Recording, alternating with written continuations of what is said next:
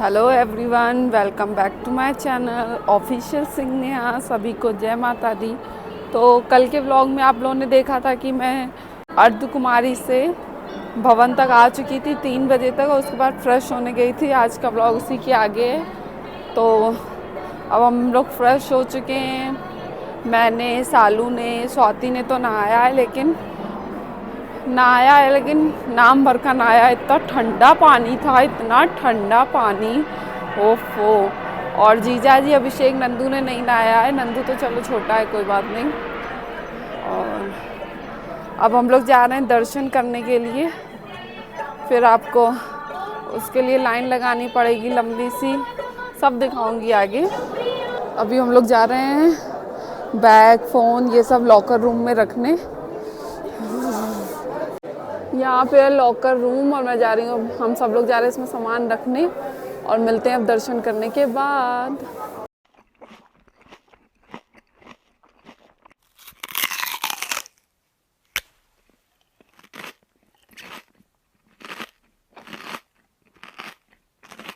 Hello, good morning, जय माता दी सभी को।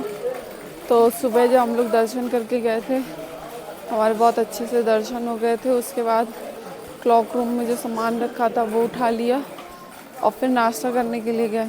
और नाश्ता करने के बाद हम लोग कंबल ढूंढने के लिए गए, लेकिन पता चला कि कंबल रात में मिलते हैं और सुबह वापस करे जाते हैं। और हम लोगों को ऑलमोस्ट सुबह तो हो ही गया था। फिर जिस रेस्टोरेंट में खाना खाया था वहाँ पर 40-50 मिनट तक रेस्ट किया। और अब बज रहे हैं सुबह के 7, और अभी हम लोग निकल दिए हैं भैरव बाबा के दर्शन के लिए। फिर सोचा कि भैरव बाबा तक रोपवे से चले जाएं। तो वहाँ गए तो देखा रोपवे के लिए इतनी लंबी लाइन लगी है, उतनी देर में तो हम लोग ऊपर ही पहुँच जाएंगे। तो इसलिए हम लोगों ने फिर लास्ट में डिसाइड किया कि भैरव बाबा चलते हैं ऊपर, और फिर वहाँ से लौटते टाइम देखेंगे वैन से आने का कुछ। इतनी ठंड थी कि मैंने जैकेट फ्रेश नहाने होने के बाद भी नहीं उतारी है, क्योंकि बहुत ठंड थी। रात में इतनी ठंडी लग रही थी, ये लग रहा था कहीं सोने को मिल जाए, पर कहीं सोने ही को नहीं मिला। कोई बात नहीं, अभी ऊपर जा रहे हैं, थोड़ी देर वहाँ रेस्ट करेंगे, धूप निकल आएगी तो ठंडी नहीं लगेगी। अभी हम लोग यहाँ जीने पर बैठे हैं, क्योंकि अभिषेक का प्रेशर बन गया था, और यहाँ ये जो बंदर लोग हैं, ये लोग आ गए धीमे से एकदम से, और शालू नंदू का प्रसाद छीन ले गए। लेकिन ये था कि कई सारे लोग थे तो वो लोग चिल्लाने लगे, और बंदर फिर डर के भाग गए, तो प्रसाद बच गया।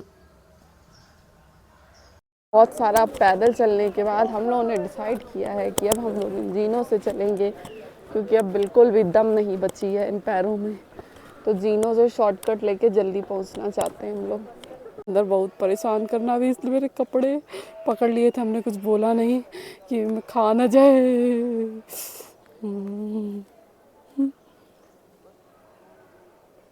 हम लोग भैरव बाबा आ चुके हैं। धूप, यहाँ पे बैठ के धूप का इंतज़ार कर रहे थे कि धूप आ जाए, और अब धूप आ चुकी है। टाइम हो चुका है, कितने बज रहे हैं? 8:19 पर हम लोग भैरव बाबा पर आ चुके हैं। अभी यहाँ बैठ के रेस्ट करेंगे, धूप खाएंगे, अपने शरीर की सारी ठंडी दूर करेंगे, फिर जाके दर्शन करेंगे। जीजा जी और स्वाति चले गए दर्शन करने के लिए, और नंदू वॉशरूम गया है। हम लोग यहाँ बैठ के धूप सेक रहे हैं।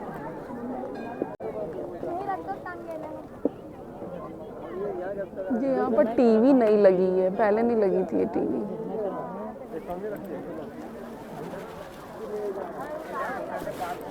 आ रहे हैं भैरव बाबा के दर्शन करने, क्योंकि वैष्णो देवी के दर्शन के बाद भैरव बाबा के दर्शन जरूर करने चाहिए।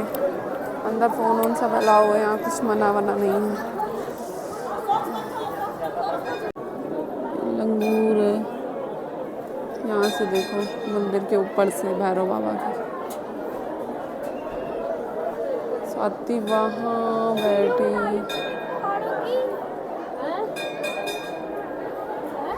दर्शन हम लोगों के हो गए, अब जमीन पे थोड़ी देर बैठने जा रहे हैं। हाँ, तो आ रहा है तुम्हारा।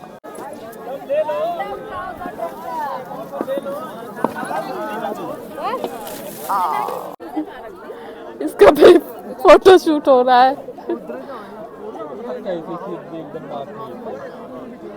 चलो चलो चलो चलो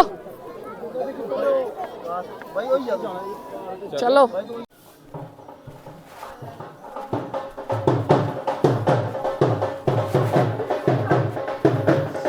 हम लोग 9:30 बजे निकले हैं भैरव बाबा से और अब डायरेक्ट नीचे कटरा में रुकेंगे। रास्ते में जो अगर कुछ नाश्ता वास्ता करेंगे तो करेंगे, नहीं तो नहीं करेंगे। वो देखो ऐसे रास्ते में एक अभी ऊपर बजा रहे थे, एक अभी ये बजा रहे हैं। भैरव बाबा से उतरते हुए ये ढलान देखो, एकदम सीधी ढलान है। मैं अभी शॉप से 2 समोसे और 1 चाय ले रही हूँ, एक नंदू के लिए और एक अपने लिए। अभिषेक ने नहीं लिया, शालू ने ले लिया। समोसा ज़्यादा टेस्टी नहीं था और चाय टेस्टी थी, तो वो बंदर महाराज ने गिरा दी है। बंदर महाराज और हम लोग के पीछे हाथ धो के पड़े हैं। 3-4 बार प्रसाद पे हाथ मार चुका है बंदर, अभी फिर है। कहाँ है? चलते चलते हम लोगों को 1 घंटा हो गया, अब हम लोग सांझी छत पहुंच चुके हैं। ये है सांझी छत और हम लोग ने सोचा कि अब यहाँ आए तो थोड़ी देर रेस्ट कर लें, लेकिन बंदरों को ये मंजूर नहीं था। हम लोग जहाँ बैठ रहे थे बंदर वहाँ बैठ रहे थे। सबको यहाँ पे जब भैरव बाबा से आते हैं तो ये जो सांझी छत पड़ती है, इधर से 2 रास्ता जाती है, एक कटरा के लिए, एक अर्ध कुमारी के लिए। तो अर्ध कुमारी जाके हम लोग क्या करेंगे, इसलिए हम लोग इस रास्ते से जा रहे हैं जो कि अब सीधे कटरा पहुंचाएगा। डायरेक्ट नीचे जाएंगे हम लोग। इस रूट से मैं पहली बार जा रही हूँ। मैं सांझी छत पर पहली बार गई थी, लेकिन वहाँ के बंदरों ने कहीं पे भी बैठने नहीं दिया है। ये ढलान देखो आप लोग, एकदम सीधी ढलान है। और अभी हम लोग पहुँच चुके हैं अर्ध कुमारी में। अच्छा, अभी मेरी आवाज़ नहीं आ रही है क्योंकि मुझे पता ही नहीं चला कि माइक बंद हो गया और मैं रिकॉर्डिंग करती रही, और जब घर आके देखा पता चला कई कई जगह पर रिकॉर्डिंग बंद है। तो मैं बताती हूँ कि मैं क्या बोल रही हूँ। हम लोग ने जो सांझी छत पर शॉर्टकट लिया था, वो शॉर्टकट नहीं था बल्कि लॉन्ग कट था।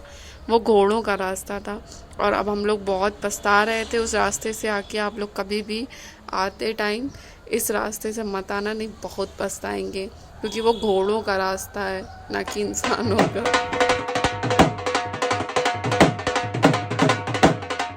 ए तुम लोग डांस कर दो। ए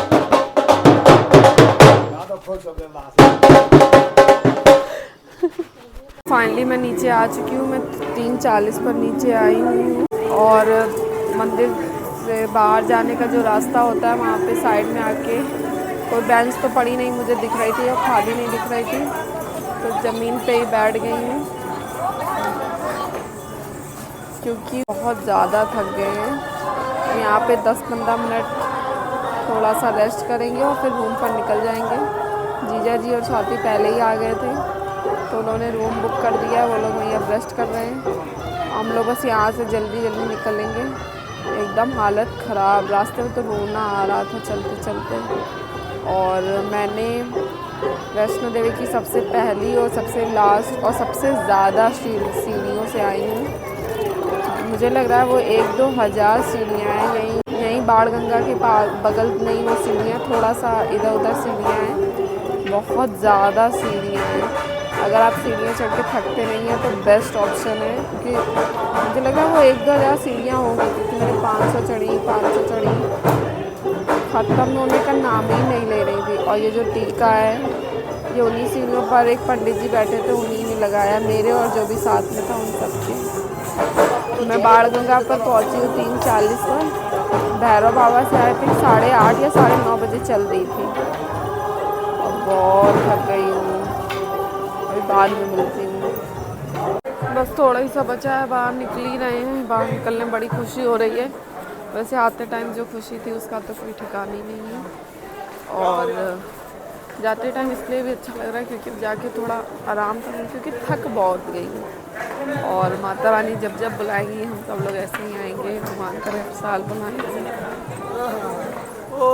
नीचे आते टाइम बाहर साइड ही ये गुलशन कुमार जी का जो भंडारा उनके नाम से चलता है वो दिखेगा। मैंने कभी खाया नहीं है ये भंडारा, लेकिन पता है कि मतलब यहाँ पर भंडारा होता है। जैसे जैसे बाहर जा रहे थे वैसे वैसे लग रहा था कि थोड़ा सा आराम मिलेगा जाके। वापस जाते टाइम जो हम लोगों ने स्टार्टिंग में पर्ची कटवाई होती है, जो कार्ड होता है वो जमा करना होता है सबको ज़रूर, तो वो जमा कर दीजिए और फिर बाहर निकल जाइए।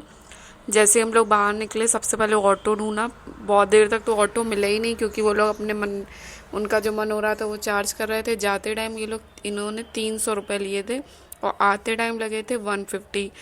पैरों में बिल्कुल दम नहीं थी और बहस करने का बिल्कुल मन नहीं था, इसलिए फिर 300 ही को ऑटो बुक कर लिया और फिर होटल पे गए। 4-5 घंटे हम लोगों ने रेस्ट किया, आराम किया। उसके बाद फिर मार्केट की, थोड़ा बहुत सामान खरीदा और फिर खाना वाना खाने के बाद हम लोग निकल दिए। तो ये वैष्णो देवी वाला व्लॉग आप लोगों को कैसा लगा है कमेंट में बताइएगा ज़रूर, और वीडियो को लाइक कर देना और कमेंट में सब लोग जय माता दी ज़रूर लिखना, कोई भी लिखना ना भूले। और माता रानी आप लोगों को भी जल्दी बुलाएं अपने दरबार में, और मुझे तो हर साल बुलाएं। जय माता दी।